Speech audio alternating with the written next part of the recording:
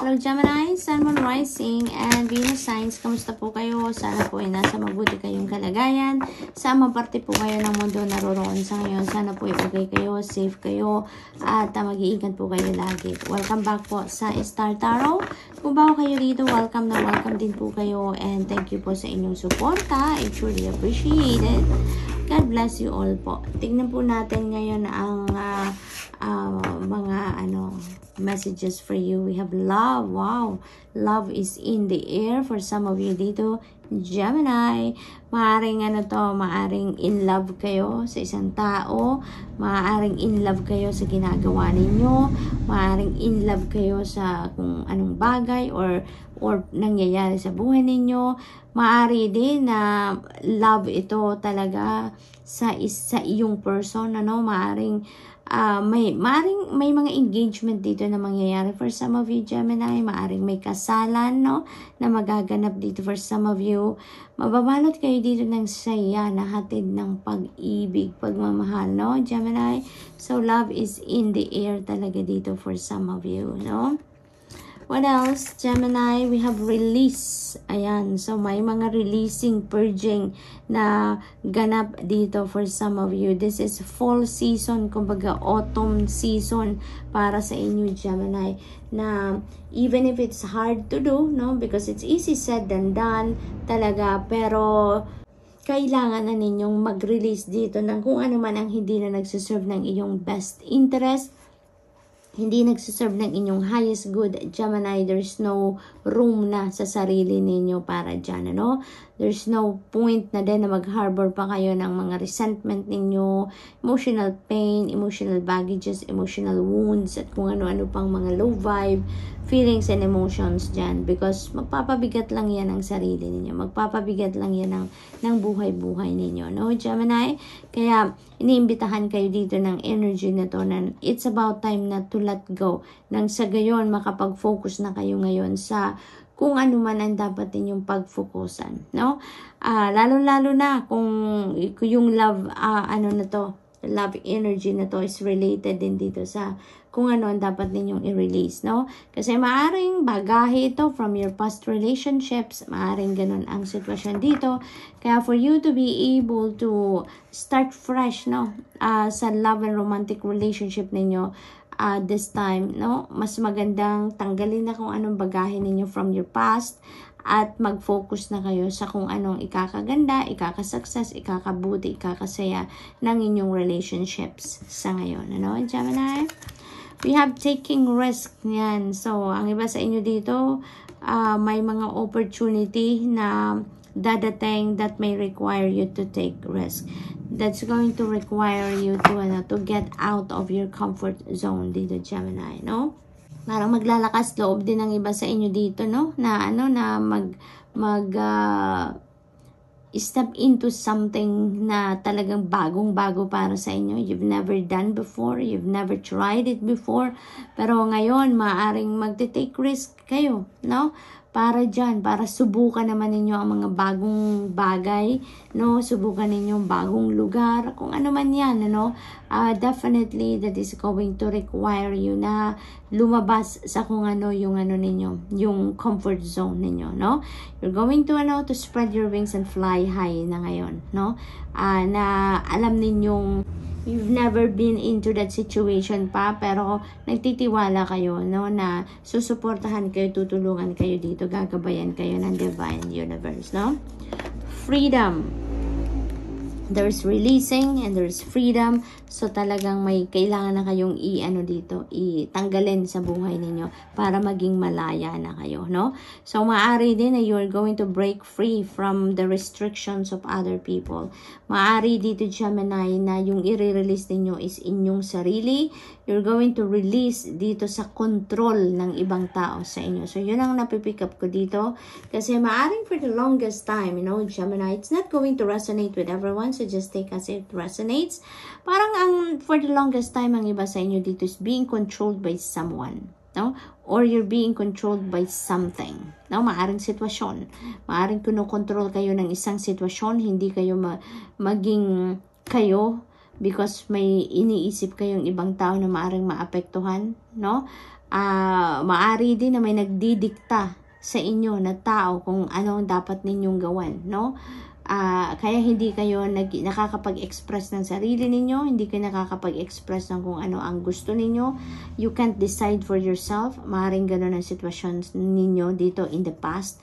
Pero ngayon, maglalakas loob na kayo dito. No? Maaaring parte yan ng pag-take risk ninyo din. No? Na you are taking the risk ngayon na maging malaya na kayo, na kontrahin na ninyo kung ano man ang kagustuhan ng ibang tao dito, kung sino man na nagpapatakbo ng buhay ninyo. So, maaaring maglalakas ng loob na kayo ngayon na to get out of that situation, no? Maaaring ipaglalaban na ninyo dito ang inyong karapatan, ipaglalaban nyo na dito ang inyong sarili, no? So that you will be free, no? So, good luck to that, Gemini. Embracing, yeah, definitely you're going to embrace your life ngayon, your entire life, no? You are taking over na sa buhay ninyo. You are going to take responsibility na ngayon. You are taking full responsibility of yourself na ngayon, Gemini. So talagang dito, papunta tayo doon sa freedom, papunta tayo doon sa independence ninyo. Kumbaga, Independence Day nyo na ngayon, Gemini, no? So, napakaganda nito. Tibayan ninyo ang inyong loob, tatagan ang inyong kalooban dito. So, good luck, Gemini, and that's all I have for you for today. I hope nakatulong ang mga mensaheng ito in some way. Thank you for watching. Love and light. Namaste. Hello, Libra, Sun, Moon, Rising, and Venus signs. Kumusta po kayo? Sana po nasa mabuti kayong kalagayan. Saan mang parte ng mundo po kayo naroroon. Sana po okay kayo at safe kayo. Mag-iingat kayo lagi. Welcome back po sa Star Tarot. Kung bago kayo dito, welcome na welcome din kayo. And thank you po sa inyong support. I truly appreciate it and God bless you all po. Libra, we have courage. Ayan, so parang ngayon, buhay na buhay ang inyong inner strength and courage sa puso ninyo that will be activated sa ngayon, Maring may sitwasyon dito na kailangan ninyong maging matatag, maging matibay, kaya yun talaga, i-activate ninyo ang inyong inner strength and courage nang sa gayon, you'd be able to face kung ano man ang sitwasyon, na medyo challenging siguro yan. We have freedom. Okay. So, I get that. Thank you, Spirit. So, ang iba sa inyo dito, maaring papalayain na ninyo ang inyong sarili from restrictions. Papalayain na ninyo ang sarili ninyo dito sa control ng ibang tao or ng sitwasyon, Kaya ngayon, parang for the longest time, hindi kayo nagkakaroon ng lakas ng loob para gawin ang gusto ninyong gawin, para mag-break away from restrictions of other people or from something. Pero ngayon, Libra, papalayain nyo na ang sarili ninyo, gagamitin nyo na yung tatag ng inyong kalooban dito, tibay ng inyong dibdib. You're going to maglalakas loob na kayo ngayon na palayain ang inyong sarili from the restrictions and from the control of other people or from a situation, Libra, magiging na kayo ngayon, magiging powerful na kayo. You are reclaiming your personal power dito over yourself. So that's really good. It's really beautiful. Security. For others of you naman, this is a reminder for you, na asikasuhin ninyo or pag-focusan ninyo dito ang inyong seguridad, Seguridad ninyo, seguridad ng pamilya, seguridad ng bahay, kotse, investments, pera, savings, mga ganun, anything, anything na valuable sa inyo, make sure na it's secured lagi, So this is a reminder for some of you, Libra, kasi maaaring iba sa inyo dito, relax na relax pagdating sa mga seguridad ng mga valuables ninyo. Maaaring masyado kayong nagtitiwala sa ibang tao, At you never know kung sino yung mga taong hindi mapagkakatiwalaan. Kaya mas maigi na lang na bantayan ninyo, siguraduhin ninyo na safe ang mga valuables ninyo at kung ano man ang mahahalaga para sa inyo, Libra. Okay?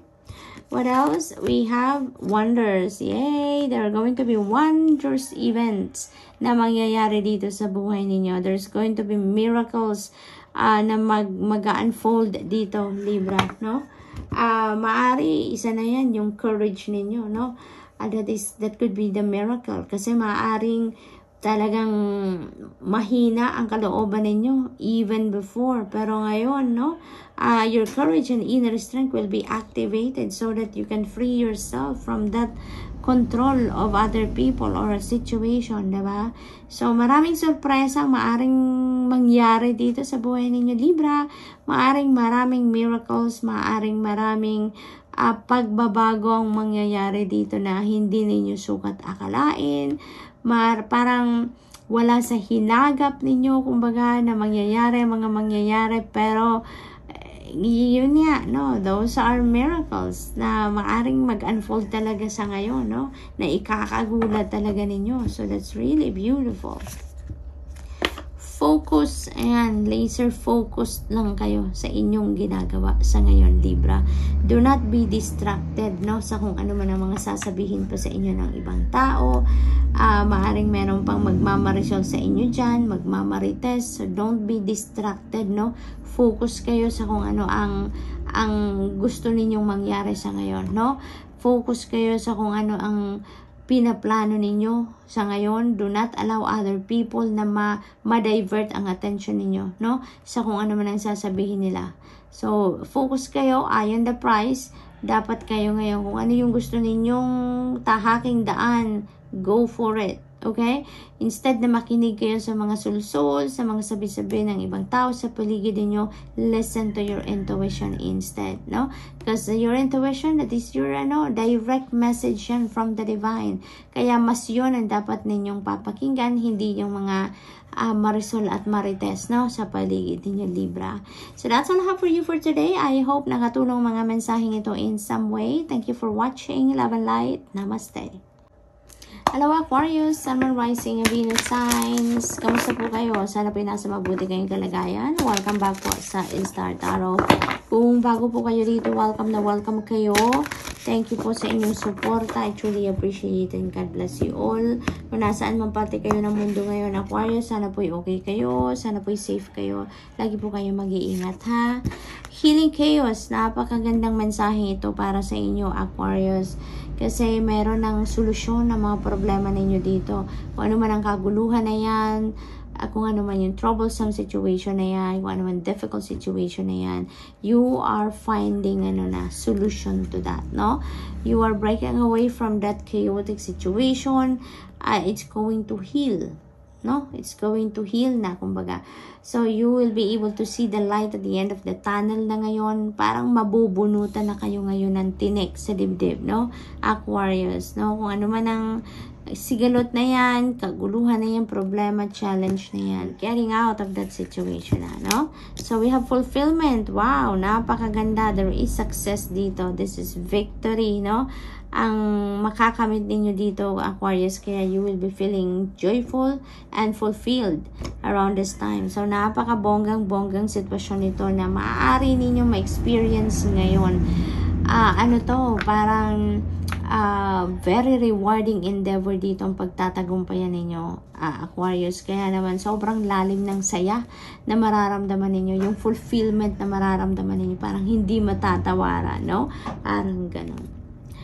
So, what else? We have wisdom. Ayan. Alam mo, sa tagumpay ninyo na to na matatanggap ninyo sa paglabas ninyo sa chaotic situation na to, it feels like to me na malaking parte ng wisdom ninyo dito ang dahilan, no? Kung kaya't masusolusyonan din ninyo ang problema. Kasi, na kayo, parang seasoned na kayo in life, no? In terms of life's experiences, lessons, punong-puno kayo ng learning sa buhay. Marami na kayong pinagdaanan, marami na kayong nasolusyon ng problema, marami na kayong troublesome situation na solve, na nalabasan, kumbaga, no? And yung learnings na yan, ang dami na ninyong naipon sa sarili ninyo. You're full of wisdom na, kaya parang ito ngayon, masosolve ninyo to easily, no? Yung parang makukuha ninyo dito yung solusyon very easily dahil magagamit ninyo dito yung wisdom na mga napulot ninyo from your past experiences, no? Parang i-apply ninyo dito sa inyong sitwasyon. Kaya parang mabilis ninyong mababago ang inyong sitwasyon dito for the better, no, Aquarius? What else? You have embracing. Ayan, you are embracing newness dito. Yun na napipick up. Kasi dito sa success na to, na makakamit ninyo, that is going to open up more newness sa buhay ninyo. More opportunities, more possibilities sa buhay ninyo. Kaya it feels like to me na you are ready to embrace ngayon mga bagong sitwasyon sa buhay ninyo. Mga bagong pagkakataon, mga bagong bagay, no, na maaring makuha ninyo sa ngayon, ano, you are really going to embrace that. Yung kung ano man ang parating, you know, parang i-welcome nyo lang yan sa buhay ninyo sa ngayon. So that's really beautiful. Delight, yan. So dahil maraming tagumpay, kasi itong dalawa to, tagumpay na malaki, 'di ba? So, maaaring ito yung panahon ninyo na ma-appreciate ninyo ang ganda ng buhay, no? Ang ganda ng buhay kasi with the wisdom na meron kayo, yung learnings in life na meron kayo, magagamit ninyo yan to solve then, to help solve your problems sa ngayon. At parang sa muling pagtatagumpay ninyo sa buhay ngayon, Aquarius, parang mas lalo ninyong ma-appreciate ngayon ang buhay talaga. Ang ganda ng life itself. Dahil from storm, you know, magagawa na ninyo ng paraan dahil sa tulong ng Panginoon sa inyo, dahil sa galing din ninyong mag-handle ng sitwasyon, you know, magagawa ninyo ng solusyon, mahahanapan ninyo ng way out ang kung ano man problema ang meron kayo sa ngayon. Kaya mas lalong you're going to be very grateful sa Divine Universe dito, no, for the breakthroughs na pinapadala sa inyo, sa mga tulong na pinapadala sa inyo, and you are going to to appreciate life sa ngayon, no? You're gonna have fun, you're going to embrace what is happening dito sa buhay ninyo, ang transition na mga mangyayari, you know, parang you're really going to appreciate much, no? Kung ano man ang mga pangyayari sa buhay ninyo sa ngayon. And this is also a reminder for you na with all the seriousness of life dito na nasa paligid ninyo, na mga nangyayari sa buhay ninyo, always find time also to experience or to have delight man lang, no? Mag-unwind kayo, magsaya kayo, mag-celebrate kayo, mag-enjoy kayo, no? This is a reminder for you na lahat ng pangyayari o lahat ng parte ng buhay ninyo ay kailangang may tamang panahon para dyan, no? Everything has a perfect timing to it. Lahat ng bagay, lahat ng pangyayari sa buhay natin, may kanya-kanyang panahon, may kanya-kanyang oras, 'di ba? At yung pagsasaya, yung pag-unwind, yung pag-relax, no? Kailangan din ninyong bigyan din yan ng oras, no? Nang sa gayon magkaroon ng balanse ang buhay ninyo, or lagi lang ma-maintain ninyo ang balanse sa buhay ninyo, no? Aquarius. So that's all I have for you for today. I hope nakatulong ang mga mensaheng ito in some way. Thank you for watching. Love and light. Namaste.